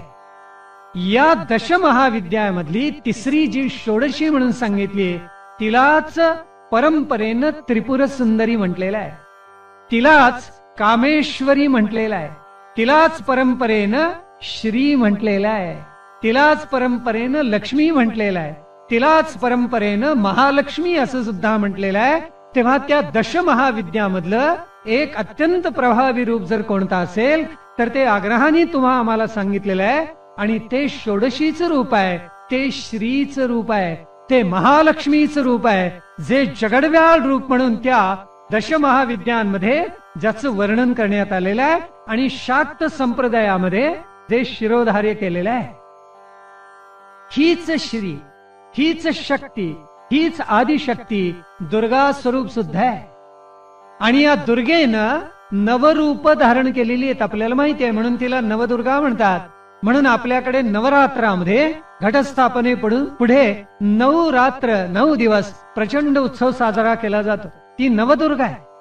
आणि 9 संख्या आपल्याकडे विशेष मानली गेलेली आहे. सरस्वतीचे एक प्रतीक काढतात आपल्याला माहिती आहे, आणि त्रिकोण काढतात, एका शेजारी दुसरा असे जोडलेले, आणि मोठा त्रिकोण असतो पण एका दोन तिसरा असे एका खाली एक रचलेले असतात, आणि वर त्याला असे फराटे काढलेले असतात. हे सरस्वतीचं प्रतीक आपण सगळीकडे पाहिलं असेल, अनेक ग्रंथांमध्येही असतं. आणि अनेकांना ते सरस्वतीचं प्रतीक काय माहिती असतं, त्याचा अर्थ माहिती नसतो. त्याचा अर्थ अगदी उघड आहे. ते जे त्रिकोण एकमेकात गुंतवलेले आहेत ते 64 आहेत मोजून बरोबर. आपल्याकडे आता त्याचं संक्षिप्त रूप काढतात, 8-10 काढतात, काही ठिकाणी 9 काढतात, पण मूळ ते 64 आहेत. या 64 घरांचं त्रिकोणांचं सत्य स्वरूप म्हणजे आपल्याकडे वर्णन केलेल्या 64 कला आहेत. या सगळ्या 64 कला या श्री आदिशक्तीपासून निर्माण झाल्या आहेत. आणि म्हणून प्रतिकात्मक ते 64 त्रिकोण काढलेले आहेत. आणि त्याच्यावर ज्या रफार आपल्याला म्हणजे वर ज्या रेघा काढलेल्या आपल्याला आढळतात त्या मोजून 9 आहेत. 9च का, 3 का नाहीत, 8 का नाहीत, 6 का नाहीत, 1च का नाही? त्याचं विशेष कारण आहे. कारण ब्रह्माची शक्ती ही श्री स्वरूप आहे, ती आदिशक्ती स्वरूप आहे. म्हणून ती 9च संख्येमध्ये काढलेली आहे. का बरं? 9 संख्येला काही विशेष महत्व आहे का? आहे. कारण ती परब्रह्माची चित शक्ती आहे, चितकला आहे. म्हणून ती ज्या वेळेला आदिशक्ती प्रकृतीमध्ये बदलते त्यावेळी ती संख्येनं 8 होते. आणि मूळ स्वरूप आदिशक्ती स्वरूप ज्या वेळेला ती असते त्यावेळी ती 9 म्हणजे 9 अंकांची असते. का बरं? नवचंडिका असते, अष्टचंडिका नाही, सप्तचंडिका नाही, पंचचंडिका नाही. त्याचं उत्तर अगदी साधं आहे. आपल्याकडे 8 ही संख्या प्रकृतीची किंवा मायेची मानलेली. कारण असं आहे की तिचा ऱ्हास होतो आणि ती पुन्हा वाढते. म्हणजे काय? 8 दुनी 16, 6 आणि 6, 8 त्रिक 24, 4 आणि 2 6, 8 चौक 32, 3 आणि 2 5, 8 पंचे 40, 4 अधिक 0 4. तुम्ही जितकी 8 संग 48, 8 आणि 4 12 म्हणजे 2 आणि 1 3. आपल्या लक्षात येते 8 साठी 56, 6 आणि 5 11, 1 आणि 1 2. संख्या घटत येते आणि पुन्हा ती वाढते, पुन्हा कमी होते. 9 संख्या ही ब्रह्मसंख्या आहे. कारण आदि शक्ती चितकला स्वरूप आहे आणि ती ब्रह्मस्वरूपच आहे. त्या 9 संख्येत काही बदल होत नाही.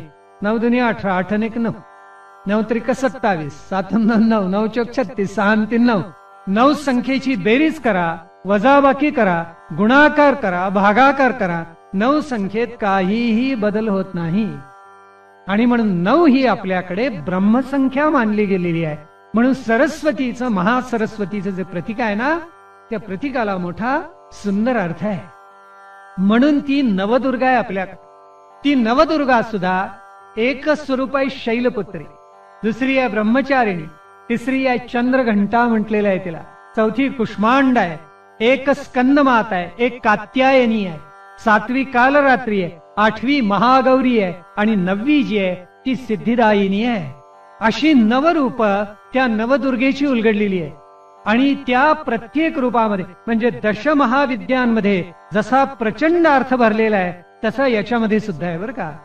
त्या एकेकीचं स्वरूप उलगडायला किमान 1 दिवस लागेल, इतकं त्याच्यामध्ये प्रचंड अर्थ. आता एक उदाहरणच जर सांगायचं झालं तर शैलपुत्री म्हणजे भवानी स्वरूप आहे. कूर्म पुराणामध्ये या शैलपुत्रीचं स्वरूप इतकं उलगडून दाखवलेलं आहे, विचारायला नको. ब्रह्मचारिणी ही उमेचं स्वरूप आहे. ही उमा म्हणजे हिमवान आणि मैनेची कन्या.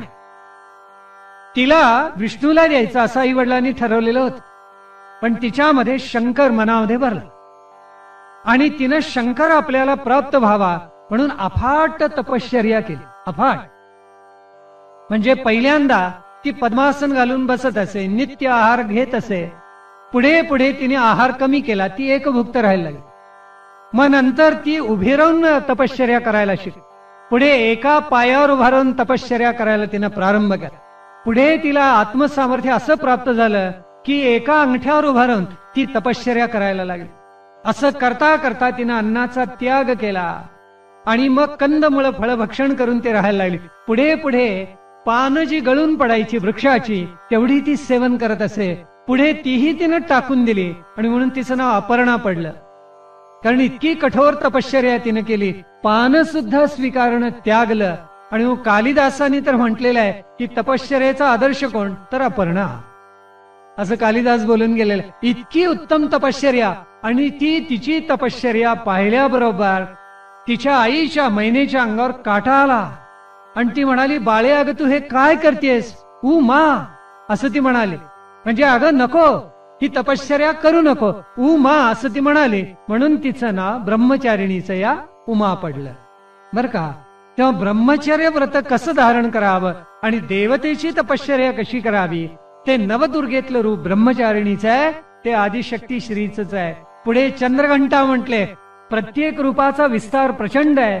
या चंद्रघंटेला 3 नेत्र आणि 10 हात आहेत आणि त्या प्रत्येक हातामध्ये अपूर्व अशी शस्त्र तिनं धारण केलेली आहेत. आता या शस्त्रांनी ती अनंत राक्षसांचं, दानवांचं, आसुरांचं पारिपत्य करत असत. या 10 महाविद्या घ्या, नवदुर्गा घ्या, 64 विद्या किंवा कला घ्या, यापेक्षा या आदिशक्ती श्रीची जी 3 रूपा अत्यंत लोकप्रिय आहेत त्याच्यामध्ये एक महाकाली आहे, एक महालक्ष्मी आहे आणि एक महासरस्वती आहे. या 3 रूपांची विशेष उपासना आपल्याकडे केली जाते आणि म्हणून महासरस्वतीची उपासना करत असताना तद दिव्यधाम सारस्वतम उपासमहे यत प्रसादात विलीयन्ते मोहांधतमसच्छटाः, असं म्हटलं जातं.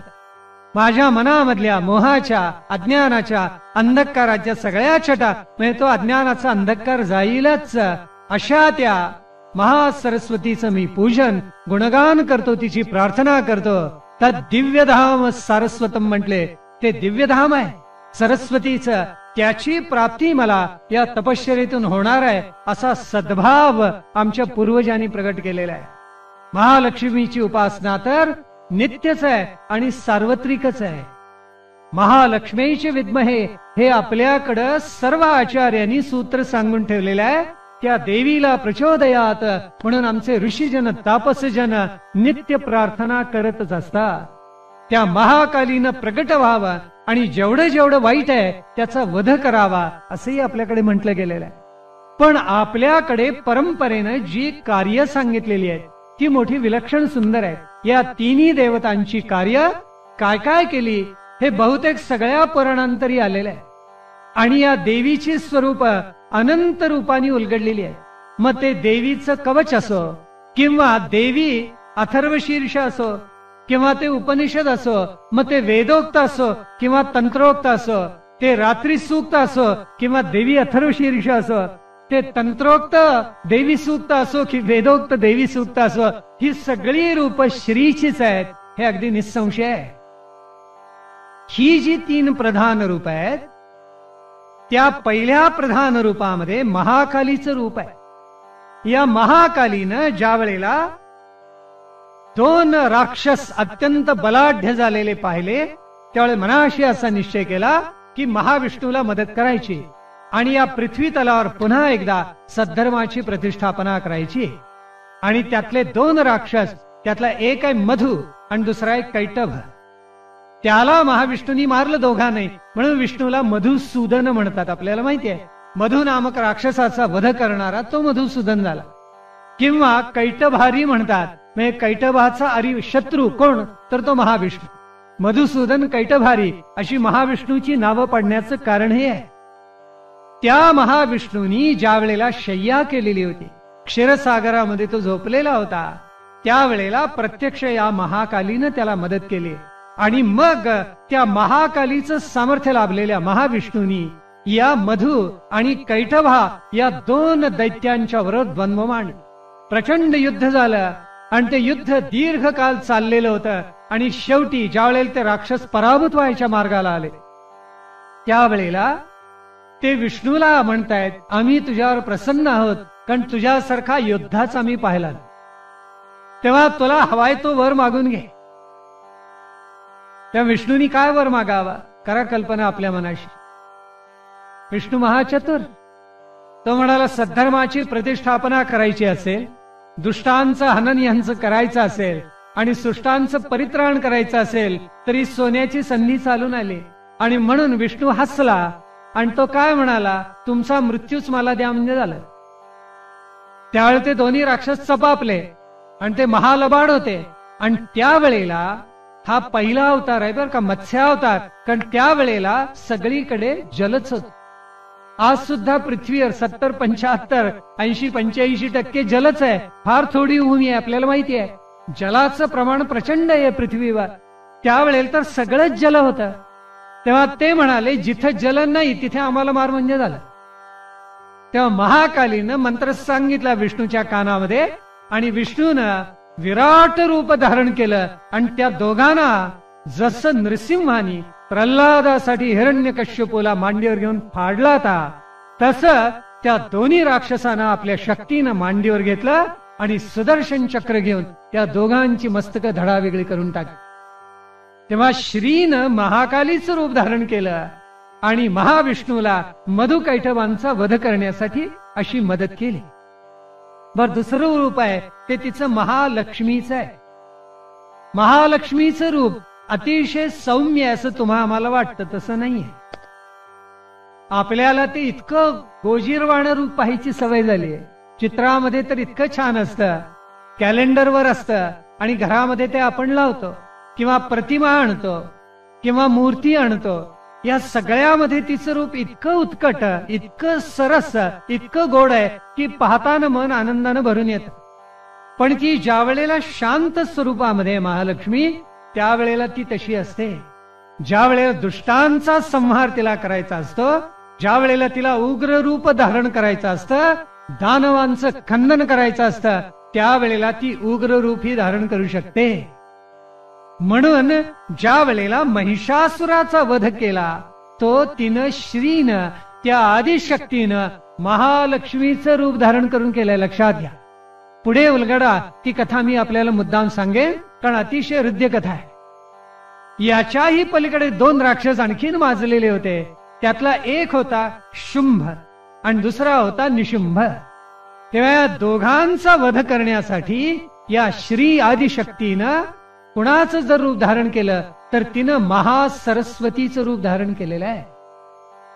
तेव्हा शुंभ निशुंभाच्या वधासाठी ही आदिशक्ती श्री ही महासरस्वती झाली. जो महिषासुर रेड्याच्या स्वरूपामध्ये आलेला होता आणि देवानं सुद्धा त्राहिमाम केलेलं होतं, त्याच्या वधासाठी तिनं महालक्ष्मीचं रूप धारण केलं. आणि ज्या वेळेला मधु आणि कैटभ हे दैत्य माजलेले होते, त्यांच्या वधासाठी तिनं महाकालीचं रूप धारण केलं. अशी त्रिविध स्वरूप तिनं धारण केलेली होती. ही आदिशक्ती काय करते, नेमकं हिचं कार्य काय आहे? आमच्या पुराणांनी आणि श्री सूक्तांनी तिचं पंचविध कार्य सांगितलेलं आहे. पुढे त्याचा थोडा उलगडा करणार आहोत, पण अगदी थोडक्यात आता आपल्याला सांग.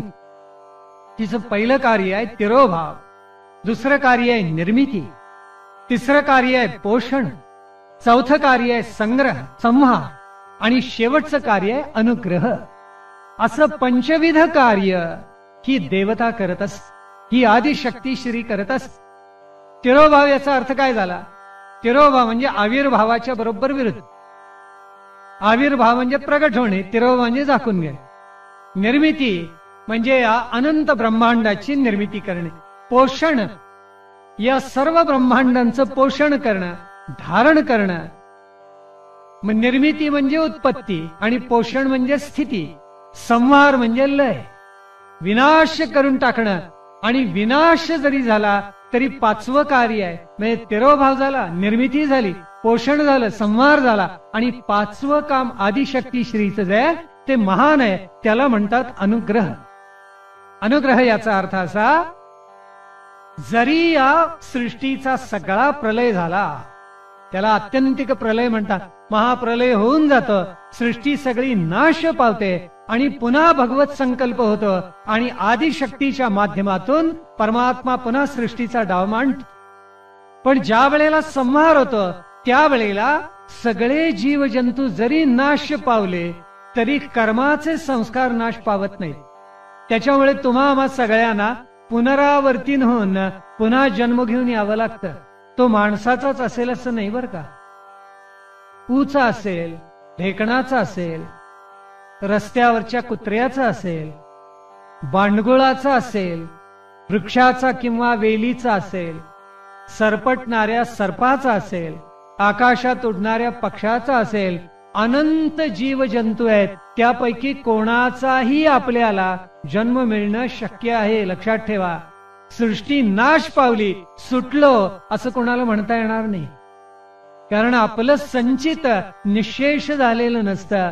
प्रारब्ध संस्कार काही उरतातच, शेष मात्र असतातच, आणि त्यानुरूप पुन्हा सृष्टीची निर्मिती केली. परमात्मा म्हणतो, चला जी सुखदुःख आहेत ती पुन्हा भोगायला या भूतलावर ब्रह्मांडामध्ये चला.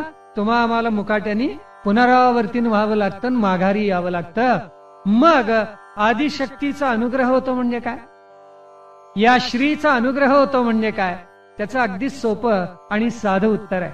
ते उत्तर असं आहे की जिच्यावर या भक्ताची आत्यंतिक निर्व्याज प्रीती आहे, जिच्या चरणावर अलौकिक श्रद्धा निष्ठा आहे, जिच्या चरणावर हा अनन्य भक्त, न अन्य इति अनन्य, हा अनन्य भक्त शरणागत होऊन राहिलेला आहे, आणि ज्यांनी शरणागती स्वीकारलेली आहे, आणि ती केवळ कर्तृतंत्र नाहीये, वस्तुतंत्र शरणागती आहे, त्याला ती काय करते, मुक्ती प्रदान करत असते.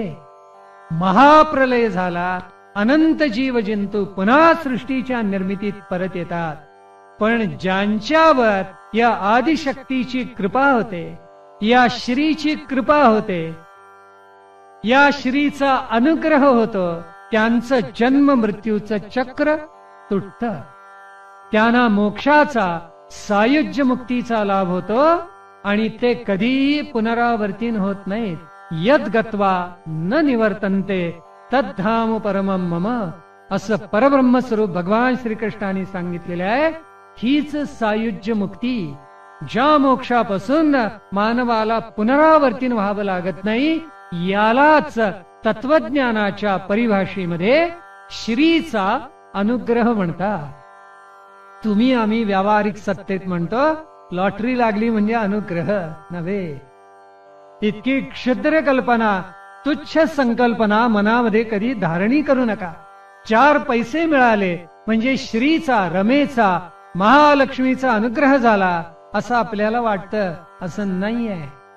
त्याचा अत्यंत व्यापक अर्थ आहे पुनरावर्ती न होणं, जन्म मृत्यूचं चक्र तुटणं, सुख दुःखाच्या आपण अतीत होणं, याला महालक्ष्मीचा अनुग्रह म्हणतात. हा अनुग्रह ही केवळ श्रीमाता आदिशक्तीच करू शकते, असं अनंत पुराणांनी पुन्हा पुन्हा सांगितलेलं आहे. आपल्याकडे धर्म, अर्थ, काम आणि मोक्ष असे चतुर्विध पुरुषार्थ सांगितलेले आहे. त्यातले धर्म आणि मोक्ष हे पारमार्थिक सत्तेचे आहेत, आणि अर्थ आणि काम आपण ज्या सत्तेमध्ये, ज्या जगात आहोत त्या व्यावहारिक सत्तेचे आहेत. आम्हाला तत्वज्ञानाने 3 सत्ता सांगितल्या. एक प्रातिभासिक सत्ता, दुसरी व्यावहारिक सत्ता आणि तिसरी पारमार्थिक सत्ता. प्रातिभासिक सत्ता खोटीच असते. डोळ्यानं मृगजळ दिसतं पण ते नसतं. प्रातिभासिक सत्ता अशी आहे, आपल्याला वाटतं ती आहे म्हणून, पण ती नसते. अंधारात दोर पडला तरी दचत तो मनुष्य पाहून साप आहे असं वाटतं. दिवा आणला की तो जातो. प्रातिभासिक सत्ता ही खोटीच असते. व्यावहारिक सत्ता ही खरी वाटते, पण ती नाशवंत असते. आज आहे तशी उद्या नाही आहे. आपल्या देहात प्रत्येक क्षणाला बदल होत असतो. भोवतीच्या सृष्टीत प्रत्येक क्षणाला बदल होत असतो. नाश होतो, केव्हा भूकंप होतो, केव्हा महाप्रलय होतो, केव्हा महापूर येतात. नाश होतो, उलथा पालथ होऊन जाते, होत्याचं नव्हतं होऊन जातं. मानव आश्चर्य करत राहतात. व्यावहारिक सत्ता दिसते, पण दिसत असली तरी ती कधी नसते, कारण ती नाशवंत आहे. आज आहे, उद्या असेल असं नाही. मनुष्य जसा आज आहे, आणि माणसं म्हणतात काल तर होता, काल तर होता, आज नाहीये. मन वेड स्वीकारायला तयार होत नाही. म्हणून तर व्यावहारिक सत्ता ही खोटी असते असं आपल्याकडे सांगितलेलं आहे. तेव्हा अर्थकाम तुम्ही त्यांच्या मागे कितीही धावलात तरी ते खोटे, तसं लक्षात ठेवायचं. खोटे या अर्थाने की व्यावहारिक सत्तेशी ते निगडीत आहेत. मग त्याच्या पल्याड धर्म आणि मोक्ष आहेत, ते खरे पारमार्थिक सत्तेचा लाभ करून देणारे आहेत. म्हणून आमच्याकडे अर्थ आणि कामाला पुरुषार्थ केलं. लक्ष्मी, संपत्ती, धन, पैसा ही दासी नव्हे. आपल्या हिंदू धर्म संस्कृतीमध्ये महालक्ष्मीचं रूप मातृस्वरूप मानलेलं आहे. हाच प्रचंड भेद पाश्चिमात्य संस्कृती आणि पौर्वात्य संस्कृतीमध्ये आहे. आपण हे मुद्दाम ध्यानामध्ये घ्या. पाश्चात्य देशामध्ये या ना त्या प्रकारे वाटेल तो प्रयोग करा, पण पैसा मिळवा. आणि जगामध्ये मी पहिल्या 10 क्रमांकामध्ये आहे की नाही धनाच्या दृष्टीनं याचा विचार करा असं माणसं म्हणतात. म्हणून जगामध्ये ज्या ज्या संस्कृती झाल्या त्या प्राधान्यानं अर्थ आणि कामाच्या मागे धावल्या. धर्माचा अधिष्ठान नाही. अगदी एवढी वैभवाला गेलेली ग्रीक संस्कृती नाश पावली, काही उरलं नाही. अगदी प्लेटो झाला, अरिस्टॉटल झाला, सॉक्रेटिस झाला, तरी सुद्धा त्या संस्कृतीला कोणी जपू शकलं नाही. आणि ती सांस्कृतिक परंपरा कोणी अक्षुण्णही ठेवू शकलं नाही. काळाच्या ओघामध्ये ती नाश पावली. रोमनांना असं वाटलं हातात तलवार घेणं, पराक्रम गाजवणं, जगाला तुडवणं आणि आपल्या सामर्थ्याचा वरवंटा जगावर फिरवणं आणि त्यातून धन प्राप्त करणं, उत्तम स्त्रिया प्राप्त करून घेणं आणि वैभव भोगणं म्हणजेच जीवनाचं सार सर्वस्व आहे, असं ज्या रोमन संस्कृतीला वाटत होतं ती रोमन संस्कृती काळाच्या ओघामध्ये खलास होऊन गेली. आज दगडी ज्याच्यावरून दगड घातलेले, ज्याचे म्हणजे पदपथ तयार केलेत, एवढेच तिथे पडझड झालेले भग्नावशेष पाहायला मिळतात. याच्या पलीकडे काहीही राहिलेलं नाही. इजिप्शियन संस्कृती आली, त्याच्याच वजनाखाली ती पार मोडून गेली. सुमेरियन संस्कृती आली आणि नाश पावून गेली. मायन संस्कृती आली, नाश पावली. मेक्सिकन संस्कृती आली, नाश पावली. जगाच्या इतिहासामध्ये अनंत संस्कृती आल्या आणि नाश पावल्या. का बरं? अनंत अशा संस्कृतींपुढे अर्थ आणि काम एवढे दोनच पुरुषार्थ होते. त्याला धर्माचं अधिष्ठान नव्हतं, अर्थकामाला मातृस्वरूप नव्हतं. आमच्याकडे त्याला मातृस्वरूप आहे. आमच्याकडे लक्ष्मीचं पूजन होतं. अन्य राष्ट्रामध्ये लक्ष्मीचं पूजन होत नाही. तिथे कधी लक्ष्मीचं पूजन नाहीये. आदिशक्तीला साष्टांग प्रणिपात कधीही केला जात नाही. आमच्या संस्कृतीमध्ये लक्ष्मीचं पूजन केलं जातं. त्या लक्ष्मीकडे मातृभावाने पाहिलं जातं. ती बटीक किंवा दासी नाहीये. मी वाटेल तेवढा पैसा गोळा करावा, माझं साम्राज्य निर्माण करावं आणि त्या पैशाच्या लोभापायी मी समाजाला आणखीन लुबाडावं, माझ्या भोवती भाट निर्माण करावेत आणि त्यांना माझी स्तुती गायला सांगावं, असं आमच्या संस्कृतीत धर्मात कधीच सांगितलेलं नाहीये. आज पाश्चात्य संस्कृती सगळी पाहाल तर अशीच उघडी नागडी संस्कृती आणि अत्यंत अर्थाच्या मागे धावणारी, कारण या लक्ष्मीचं सत्य स्वरूप न उलगडलेली संस्कृती आहे. त्यात मातृभाव नाही, त्यात पूजनाचा भाव नाही, त्यात श्रद्धानिष्ठा आणि आदर तर जवळजवळ नाहीच आहे. तुम्ही एखादा व्यवसाय निर्माण करा आणि त्या व्यवसायातून वाटेल तेवढं गोळा करा आणि बस जगावर त्यातून घातक शस्त्र निर्माण करा आणि महासत्ताहून जगावर अधिपत्य आपलं राज्य चालवा, असं अनेक महासत्तांना वाटतं. ज्यांना असं वाटत होतं की अरे पोलादी पडदाय 70-75 वर्षात उद्ध्वस्त होऊन गेले, खलास काही उरलं नाही, रशियाची दाणादाण झाली, साम्यवादी आले, समाजवादी आले, अज्ञेयवादी आले, नाना प्रकारचे वाद आले, इहवादी आले, तर्कवादी आले, काळवादी आले, तर्कवादी, नाना प्रकारची माणसं या जगामध्ये सगळीकडे येऊन गेली. कुणी आदर्शवादी आले, कुणी निसर्गवादी आले, कुणी वास्तववादी आले, कुणी उपयुक्ततावादी आले. या सगळ्यांसाठी अर्थ आणि काम म्हणजे हातामधले जणू काही 2 दास आहेत. आमच्या मागे फरफटत नेऊया, त्यांना वाटेल तेवढं धन निर्माण करू आणि त्या धनाच्या माध्यमातून आपल्या इच्छांची पूर्ती करूया. मग जग जगलं काय आणि जग मेलं काय, आम्हाला त्याचं काही सोयरसुतक नाही. असंच भारतवर्ष वगळता जगातली सगळी राष्ट्र म्हणत गेली. केवळ भारताने, केवळ हिंदू धर्म संस्कृतीने असा विचार केला, चूक. अर्थकाम हे पुरुषार्थच असले पाहिजे. त्याचं व्यवस्थापन, त्याचं नियोजन हे धर्माच्या अधिष्ठानावरच असलं पाहिजे. ही महालक्ष्मी ही राष्ट्राची देवता आहे, मानवाची देवता आहे. मानव मात्राचं, राष्ट्राचं कल्याण करण्याचं सामर्थ्य तिच्यामध्ये आहे. तेव्हा त्या लक्ष्मीचं मातृस्वरूपात पूजनच व्हायला पाहिजे. आणि जिथे ज्याविषयी मातृभाव जागतो तिथे आदरभाव, निष्ठा, श्रद्धा न सांगता आपोआप निर्माण होते.